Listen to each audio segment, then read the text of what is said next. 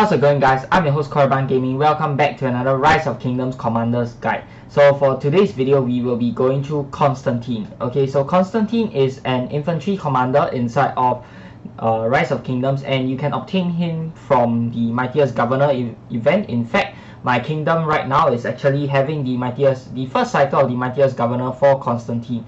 So Constantine, when he was first released, he was actually very underrated. Okay, so many people actually did not think much of Constantine, mainly because they did not think too highly of his skills. But the Osiris League Season 1 champion winners, OV, actually proved everybody wrong when they showed how powerful Constantine was as a garrisoning commander. So from then onwards, everyone knew how powerful Constantine was, and everybody just started using him. Now, not many people actually have him maxed. In fact, I've looked at several other content creators, and most of them actually do not have Constantine maxed.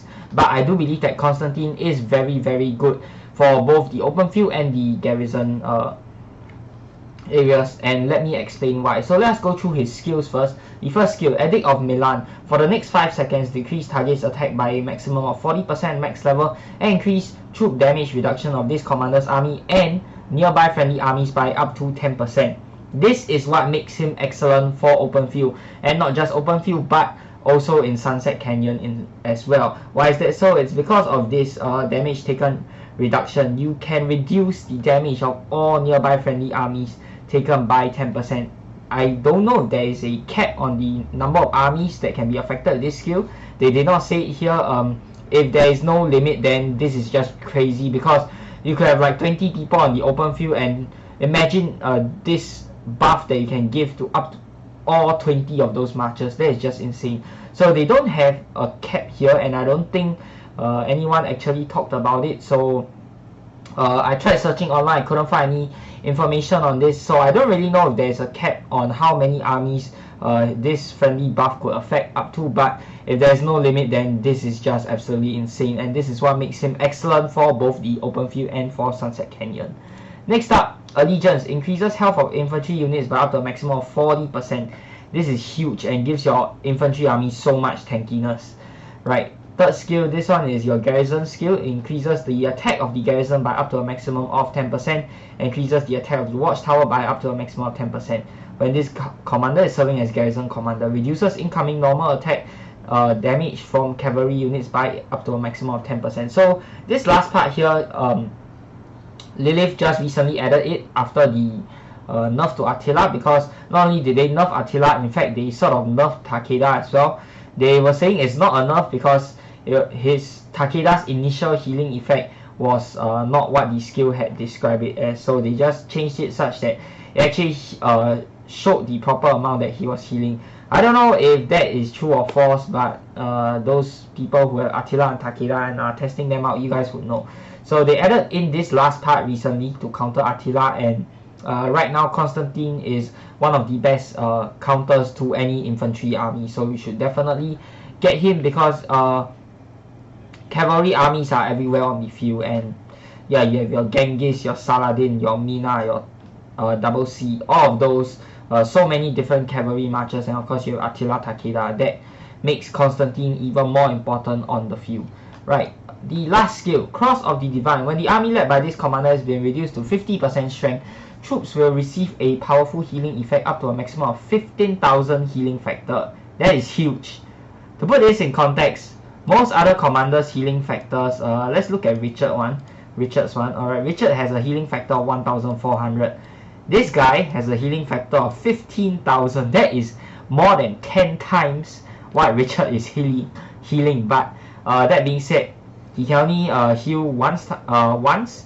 So this effect can trigger a maximum of once per hour after the army has left the city. So I'm not sure if this effect actually resets each time your army goes in and out of the city, or you have to wait for 1 full hour before it actually resets. So this one I'm not really sure, but anyways, the next effect is whenever troop strength is at below 50%, all healing effects received will be decreased by 30%. So this is actually sort of a counterbalance. Okay, and gaining a shield while in this state increases skill damage reduction by 10%. Right, and his last skill, when you expertise him, you will get an increase to troop attack and defense Okay, troop attack increased by 15% and defense by 5%. This was initially for infantry only, if I'm not wrong, and increased both attack and defense by 15%, but they changed it such that it affects all troops. So Constantine is a beast in the garrison right now. Doesn't matter what troops you have inside there, it is all troops attack 15%, all troop defense 5%. This is absolutely amazing. So Constantine, one of the best garrison commanders out there, definitely not to be missed. And one of the driving factors behind me making today's video is this last skill actually. Funny reason why. In fact, it was just this morning. So kill event is today. It just started today, this morning, and somebody in my lost kingdom, one of my enemy kingdoms, they were actually, I saw them using Constantine's inside their city garrison, and I'm like, you do realize Constantine's healing does not affect, does not come into effect when he's garrisoning as a city commander, right? Because if you read this closely, once per hour after the army has left the city. So if you're putting Constantine inside your city to garrison it, he's not going to leave the city. That means that this healing isn't going to take effect, and this is one of his best skills. In fact, I would think that this is actually his best skill. So you do not have this huge healing factor if you put him as a city garrison. So Constantine is more for defending objectives like passes, flags, and of course for Ark of Osiris, but not as a city garrisoning commander. So that's what makes him very special. He's good for garrisoning your objectives, but he's not good for garrisoning your cities.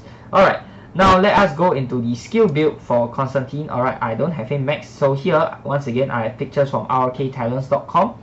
Alright, so the first build that I want to go through is the open field build. So this is the open field build for Constantine at level 60. You can see here you definitely want to get the rejuvenate from the support tree. This is a must regardless of commander. In my opinion, any commander that has the support class, you should definitely get rejuvenate as priority, because more rage means you can fire off your skills even more, and you are getting loose formation to reduce skill damage taken. You are getting this as well, which I can't remember what it does. Let's check it out. Okay, this one enhances healing effects received, which makes your 15,000 heal even more powerful. I did not branch out and get this next one because this one increases your attack by a small percentage each time you are healed.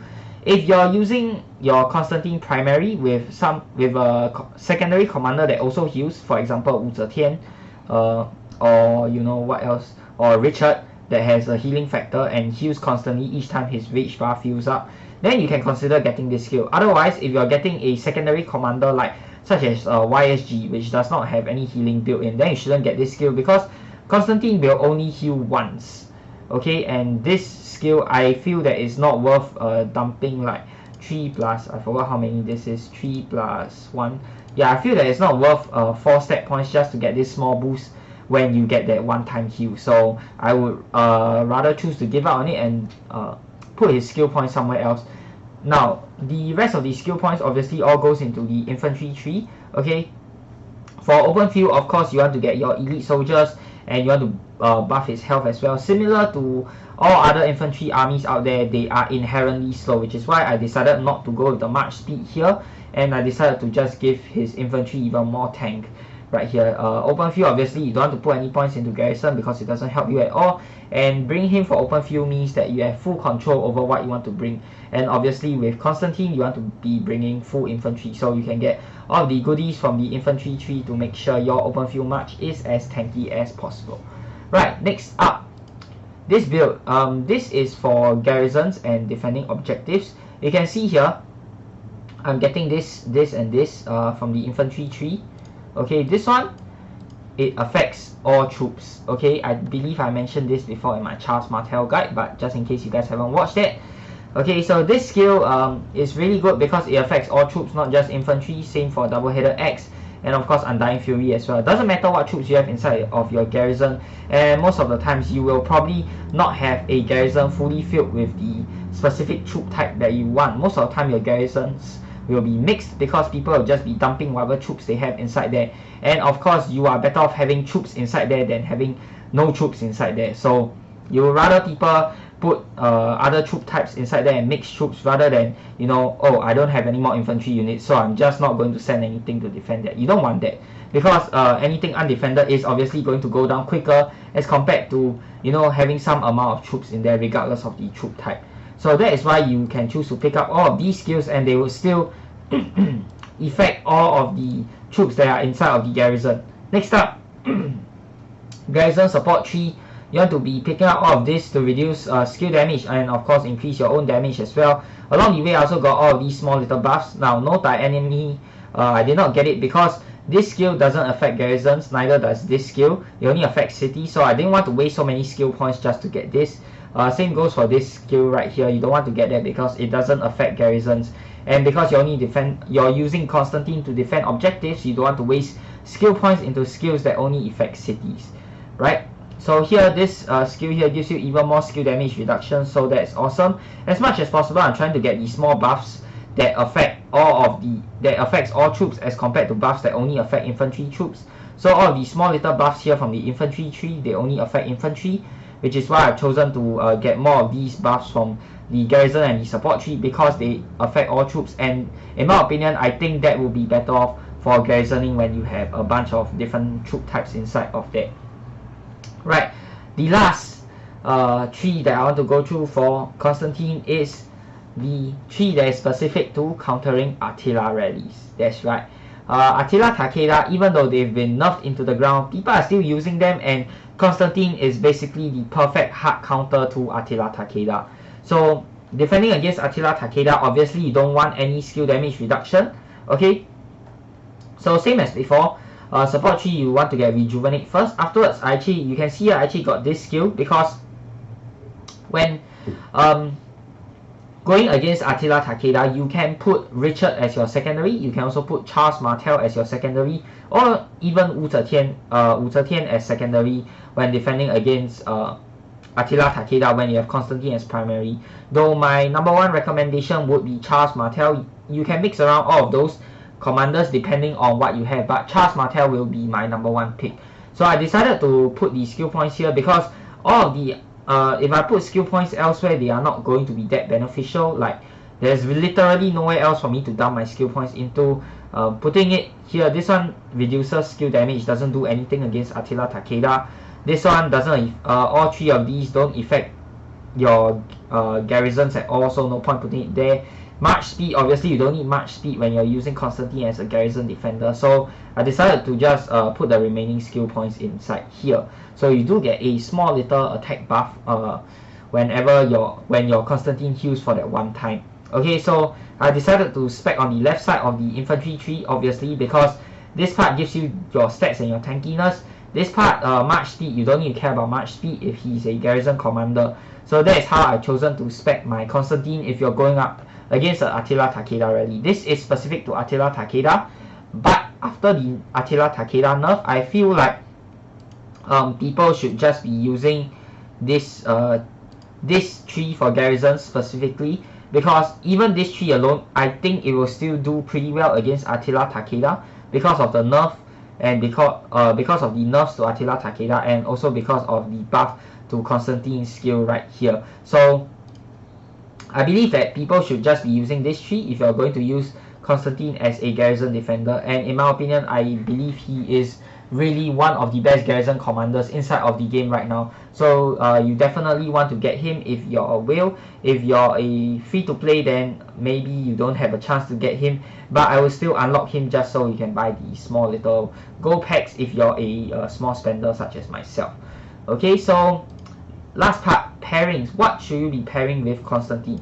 Okay, so for the open field, you can actually pair him with basically a large variety of commanders depending on what you want to use him for. Okay, because of his skill set, Constantine is more for tanking rather than nuking, so I will pair him with Richard. You can pair him with Charles Martel.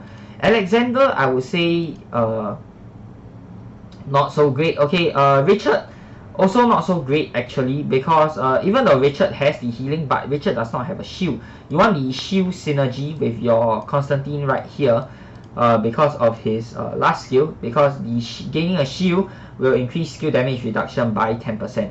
So Charles Martel will be my number one pick because of his shield. Alexander, he's more suited for nuking, so if you don't have a well spec'd up Charles Martel, you can go Alexander, but my number one pick would still be Charles Martel. And Charles Martel, you can actually get him from the gold key, so yeah, I'm more inclined to pick that up. Okay, so for Constantine, you can also use him as a sort of a support role rather than a tank. And you can put Ethelflaed as secondary because when people see Constantine on the field, they are not inclined to hit it.